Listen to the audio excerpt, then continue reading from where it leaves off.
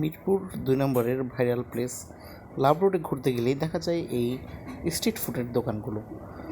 এখানে মিরপুর কেন্দ্রীয় মন্দিরের পরেই হাঁটতে থাকলে অনেক স্ট্রিট ফুডের খাবারের দোকান দেখা যায় এবং গাছগুলোর রঙিন বর্ণিল সাজে মনে হয় যেন কোনো এক উৎসবের আমেজ।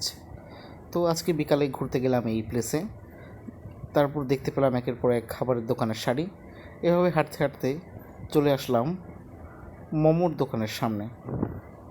মোমোর দোকানের সামনে অনেক ভিড়, অনেকে দাঁড়িয়ে আছে, অনেকে খাচ্ছে।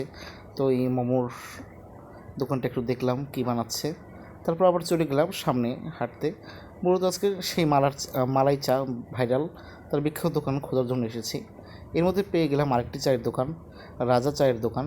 এটি অবশ্য অনেক ঐতিহ্যগত এক চায়ের দোকান। এই চায়ের দোকানে অনেক রকমের পাত্র সুন্দরভাবে সাজানো, অনেক মানুষ ভিতরে বসে চা খাচ্ছে। বিভিন্ন রকম দামের কয়েক শত টাকা থেকে শুরু করে মিনিমাম 50 টাকার চাও এই জায়গায় পাওয়া যায়। এভাবে এই দোকানটার একটু ছবি নিলাম। এই ব্যক্তিটি অনেক জায়গায় ভাইরাল হয়েছে, রাজা চা। অনেক মেলায় বা অনুষ্ঠানে গেলেও এই চায়ের স্টল দেখা যায়। এ জায়গায় বিভিন্ন রকমের চা মানুষ খাচ্ছে।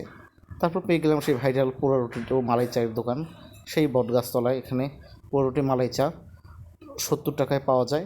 তাছাড়া শুধু চা আর মালাই রুটি পাওয়া যায় এবং আরও অনেক রকমের খাবার এই দোকানে বিক্রি হয়।